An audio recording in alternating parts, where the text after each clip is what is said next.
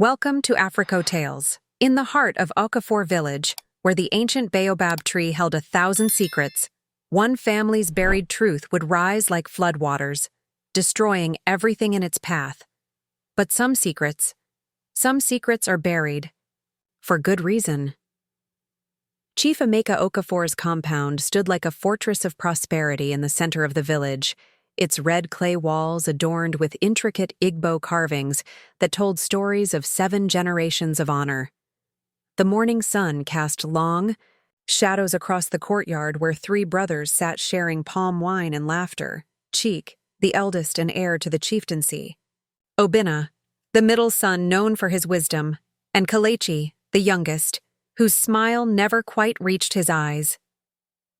"My brothers," Cheeky raised his calabash high, his voice rich with authority. "Tomorrow, the Council of Elders will officially name me the next chief. Our family's legacy continues unbroken."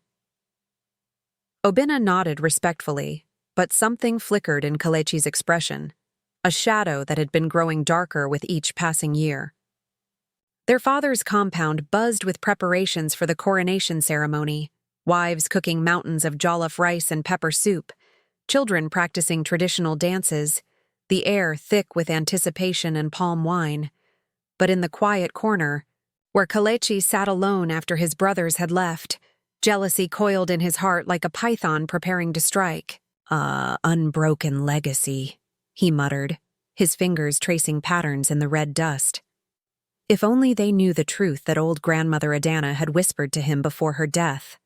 The truth that could shatter everything. As the Igbo say, when the spider webs unite, they can tie up a lion. And Kelechi held threads that could bind the entire family in shame. That evening, as the compound settled into peaceful slumber, Kelechi sat alone by his grandmother's grave, the moonlight casting eerie shadows across the weathered headstone. The old woman's final words echoed in his mind like a curse. "My child, what I tell you must never be spoken. But your grandfather was not who everyone believes him to be." The secret burned in Kelechi's chest like acid. For 23 years, he had watched Chike receive all the praise, all the respect, all the love that came with being the firstborn of a chief's lineage. But what if that lineage was a lie? What if their revered grandfather, the legendary chief Okafor, was not truly their blood? In the darkness, Kelechi's resentment fed on itself like fire consuming dry grass. He thought of all the village. Girls who preferred Chiki's noble bearing to his own, all the elders who sought Obinna's wisdom while dismissing his words, all the years of being the forgotten third son. "Tomorrow," he whispered to the night wind, his voice carrying a promise of destruction. "The village will learn what kind of family they've been worshipping all these years." But as the words left his lips, the wind suddenly stilled, and from the ancient baobab tree came a sound like weeping, or perhaps warning. The ancestors were stirring, sensing that some truths are meant to remain buried. As the elders say, the mouth that opens the forbidden door invites in the wind that destroys the house. Dawn broke over Okafor village like a celebration, with drums echoing across the red earth and women ululating with joy. The entire community gathered in the village square, adorned in their finest traditional attire, colorful George wrappers, coral beads, and feathered caps that caught the morning light like scattered jewels. Chief Emeka sat proudly on his throne, ready to pass the ceremonial staff to his eldest son. "People of Okafor village," the chief's voice boomed across the assembled crowd. "Today we witness the continuation of a legacy that began with my father, the great chief Okafor, and his father before him." Chiki stepped forward, resplendent in royal blue agbada embroidered with golden threads, the weight of destiny visible in his noble bearing. The Council of Elders began the ancient chants, calling upon the ancestors to bless the new chief. But as the ceremonial kola nut was about to be broken, the sacred moment that would seal Chiki's destiny, Kelechi rose from the crowd like a dark spirit emerging from the earth. "Wait!" his voice cut through the celebration like a machete through silk. The drums fell silent. The crowd turned as one. Before my brother accepts this staff, Kelechi's words dripped with malicious satisfaction. The village must know the truth about our grandfather, the truth about the blood that flows through our veins. Chief Emeka's face drained of color. Obinna stepped forward, confusion and growing horror in his eyes. The ancestors themselves seemed to hold their breath as the first crack appeared in the foundation of everything the village believed. Chief Obiakor, Kelechi's voice rang across the silent crowd, each word falling like hammer blows on the ears of the assembled villagers. Was not born of noble blood. He was the bastard son of a slave woman and a palm wine tapper. Gasps rippled through the gathering like wind through palm fronds. Women covered their mouths in shock. Men exchanged bewildered glances. Kelechi pulled out a worn leather pouch that had belonged to their grandmother. From it, he extracted faded documents, birth records, testimonies written in colonial English, and most damning of all, a confession signed by the dying hand of the man who had helped create the false identity decades ago. Our noble grandfather stole the identity of the real Chief Obiakor's son, who died in infancy. He bought these papers with stolen money and convinced the colonial administrators that he was legitimate royalty. Everything, our chieftaincy, our respect, our entire family honor, it's all built on lies. The crowd erupted in chaos.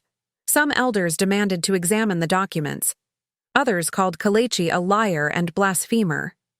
Chief Emeka clutched his chest as if his heart was breaking, which indeed it was.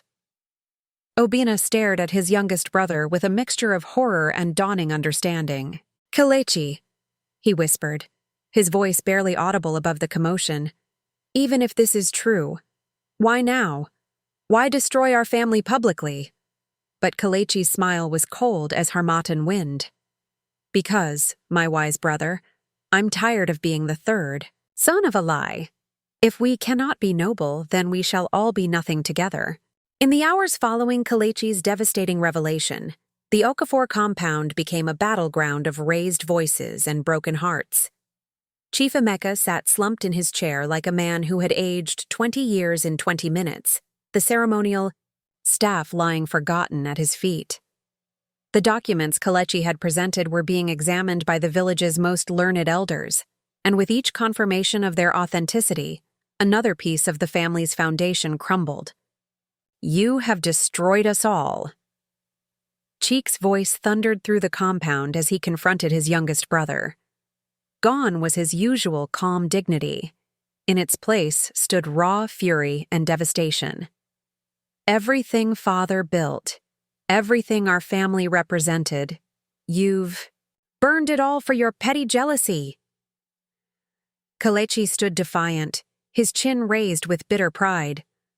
"I destroyed nothing that wasn't already rotten. Would you rather live your entire life as a lie? Would you rather our children inherit shame, disguised as honor?" Obinna stepped between his brothers, his wise eyes now heavy with sorrow. "My brothers, listen to me. The truth of our bloodline does not change who we have become. Father has ruled justly for 30 years. Our family has brought prosperity to this village. Does the source of our grandfather's name matter more than the content of our character?" But his words fell on hearts too hardened by shock and betrayal. Cheeky turned away from both his brothers, his dreams of chieftaincy crumbling like a house built on sand. "I can never lead knowing I have no right. The village will never respect a chief built on lies. As the ancient proverb warns, the tree that forgets its roots withers. But what happens when you discover your roots are poisoned?" News of the Okafor family scandal spread through the village like wildfire in dry season, consuming everything in its path. Families who had served under Chief Emeka's leadership for decades found themselves questioning every decision, every judgment, every blessing they had received from hands they now knew were stained with deception. The village market, once a place of joyful commerce and gossip, became a battlefield of whispered accusations and divided loyalties. "How can we trust anything they've ever told us?" demanded Mama Ngozi, a respected trader whose family had supported the Okafors for generations. "If they could lie about their very blood, what else have they hidden from us?"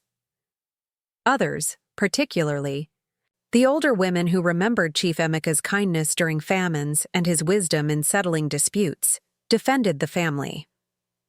"A man is not judged by his grandfather's sins," argued Iya Aduni, her weathered hands gesturing emphatically. "Judge him by his own actions, his own heart." But the damage was spreading beyond mere gossip. Young men who had once aspired to serve in the chief's household now spoke of leaving the village entirely. Neighboring villages, sensing weakness, began testing boundaries that had been respected for decades. Most painfully, the village's harmony, that delicate balance of respect, tradition, and mutual support, cracked like a pot thrown against stone. In his hut, Chief Emeka listened to the chaos outside and wept for the first time since childhood. His wife, Lolo Adaora, held his shaking hands.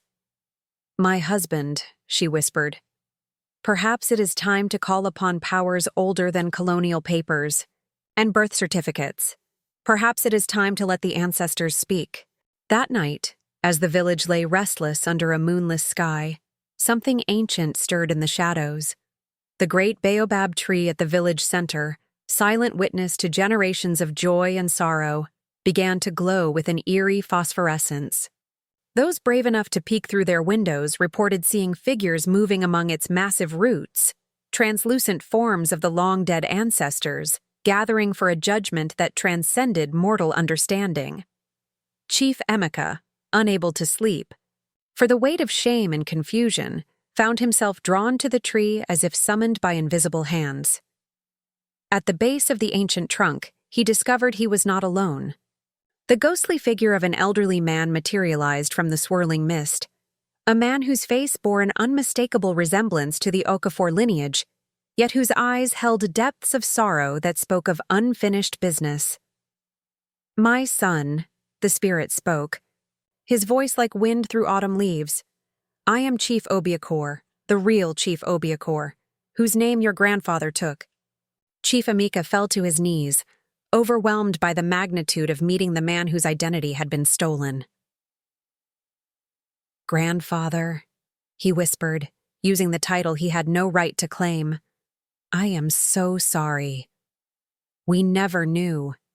If we had known—" But the spirit raised a translucent hand. "Peace, my son. The boy who took my name was desperate, starving, watching his mother die from sickness and poverty. He made a choice born of love, not greed. But choices have consequences that echo through generations." The ancestral chief's form solidified as he continued. "Your youngest son's jealousy has torn open a wound that was meant to heal in silence. Now, supernatural consequences must follow. The village's harmony hangs by a thread, and only truth, complete truth, can restore the balance. But truth, my son, comes with a price." With the ancestors' words echoing in the night air, supernatural forces that had slumbered for generations began to stir throughout Okafor village. In the compound of the chief's family, strange phenomena manifested like physical manifestations of their fractured unity. Chiki woke to find his room filled with shadows that whispered accusations of unworthiness. Obina discovered that his words of wisdom, once sought after by the entire village, now fell on deaf ears, as if a supernatural silence had been cast over his voice. But it was Kelechi who bore the heaviest supernatural consequence of his revelation. The jealousy that had driven him to expose the family secret began to consume him from within like a living thing. His reflection showed not his own face, but the twisted features of envy personified, eyes that burned with green fire, a mouth that could speak only bitter truths, hands that destroyed everything they touched. Throughout the village, the harmony that had held the community together for generations began to unravel with supernatural speed. Crops that had been thriving suddenly withered in the fields. The village's sacred well, which had never run dry in living memory, began producing water that tasted of ash and regret. Children born during the week of the revelation came into the world crying inconsolably, as if they carried the burden of their community's broken trust in their tiny souls. The village elders, recognizing signs they had only heard described, in the oldest stories, gathered in emergency council. "The ancestors are angry," declared Elder Okwu, his ancient voice trembling with recognition. "When family bonds are broken by betrayal, the very earth rebels. We have seen this before, in the time of our great-grandfathers. The curse will spread until the family is either healed or completely destroyed. As the old saying warns, when brothers fight to the death, the village digs two graves. Lolo Adaora, wife to Chief Emeka and mother to the three feuding brothers, had remained silent through the days of chaos that followed Kelechi's revelation. But as supernatural signs multiplied and the village teetered on the edge of collapse, she knew the time for silence had passed. In the quiet hours before dawn, she called her three sons to the family shrine, where offerings to the ancestors had been made for generations. "My sons," she began, her voice carrying the authority that only mothers possess, "you have forgotten who you are in your obsession with who your grandfather was not." She gestured to the shrine, where photographs of their father's achievements lined the walls, schools built, disputes settled, festivals celebrated, lives saved during the great flood of 20 years past. "Look upon these images. This is your true inheritance, not the blood in your veins, but the love you have given, the justice you have served, the community you have built." Chaik stood with arms crossed, his face still hard with betrayal. "Mother, how can I lead when the people know I have no rightful claim to leadership?" Obinna nodded sadly.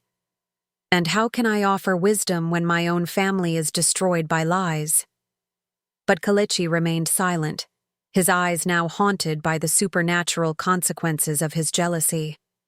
Lolo Adaora moved to the center of the shrine and lit a palm oil lamp, its flame casting dancing shadows on her weathered face. "My sons, I will tell you something that your grandmother told me on her deathbed, something she made me promise never to reveal unless the family faced destruction. The secret your brother revealed was only half the truth. There is more to this story, and that more might save us all." The three brothers exchanged glances as their mother prepared to reveal what might be their salvation, or their final doom.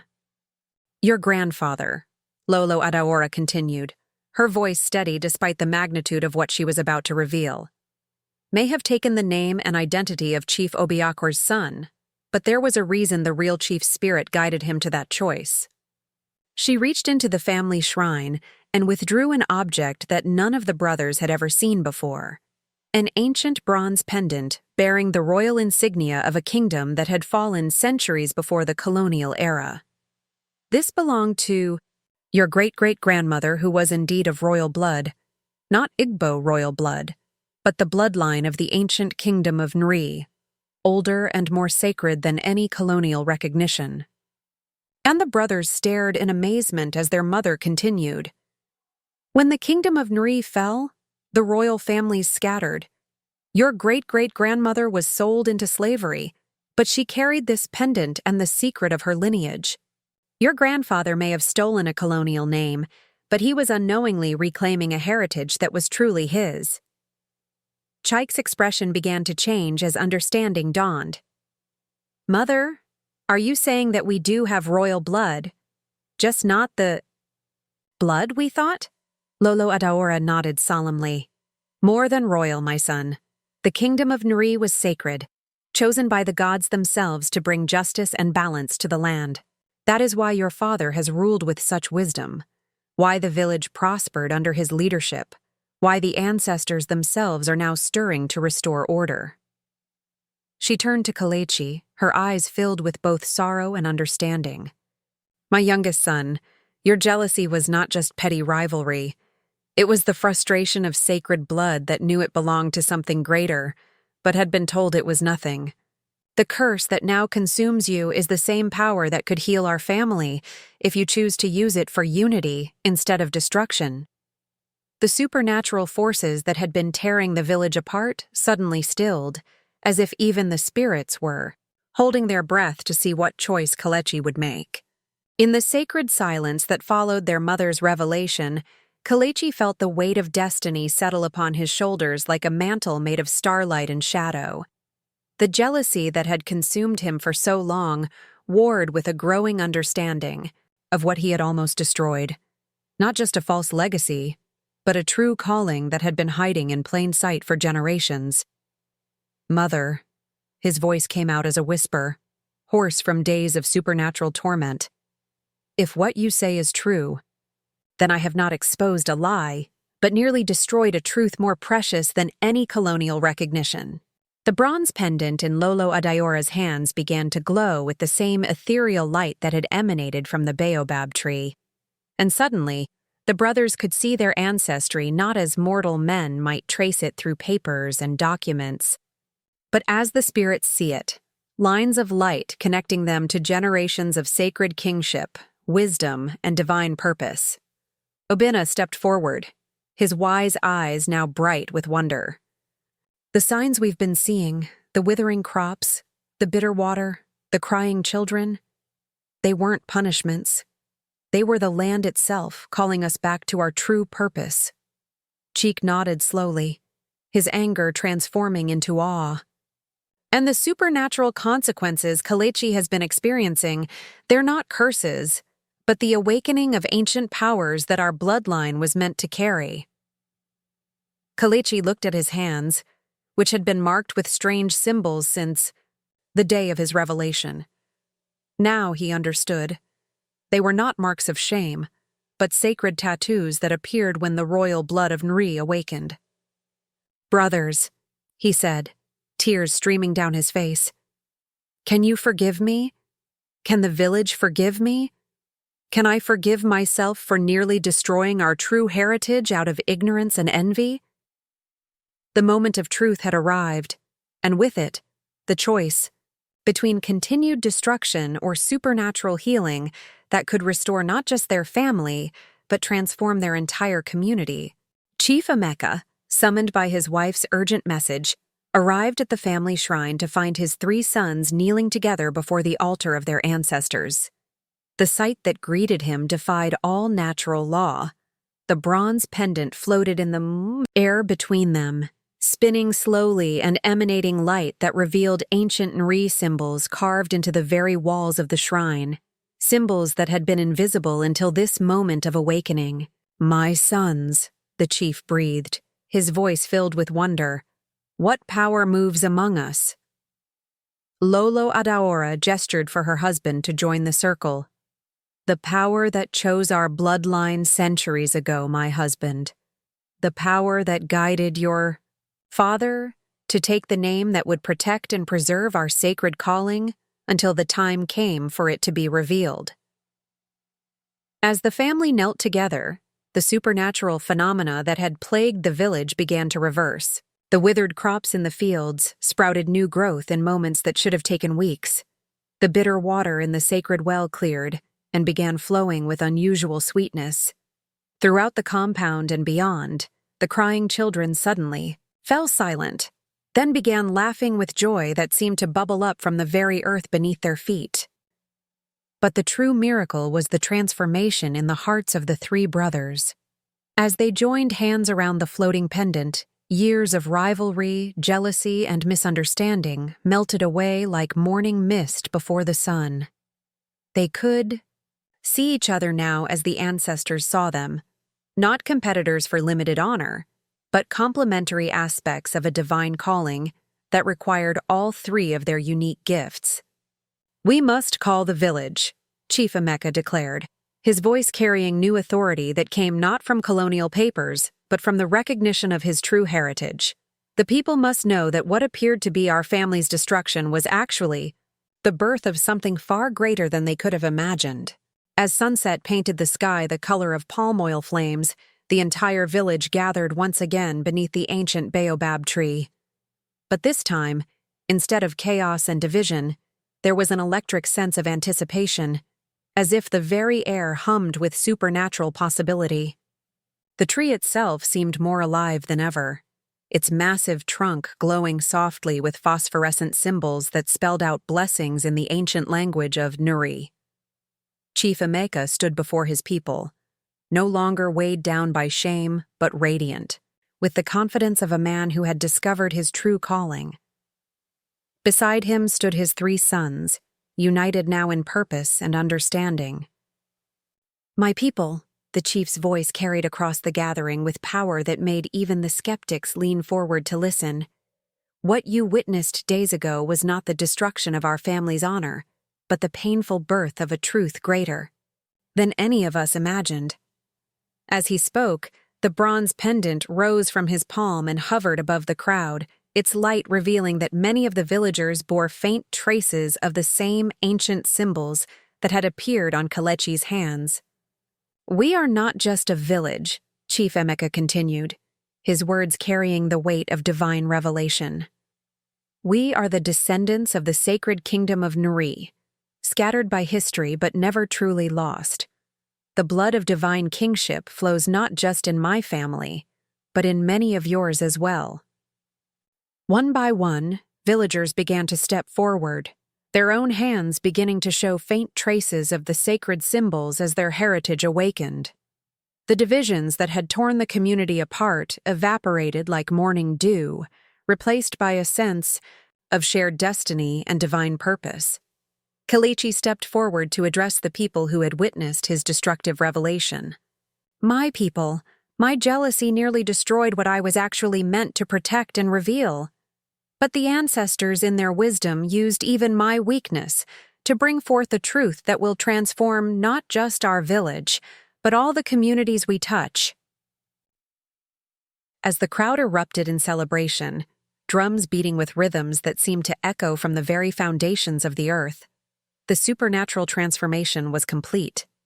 Where there had been one struggling village, there now stood a community awakened to its sacred calling, to bring the ancient wisdom and divine justice of Nuri into the modern world.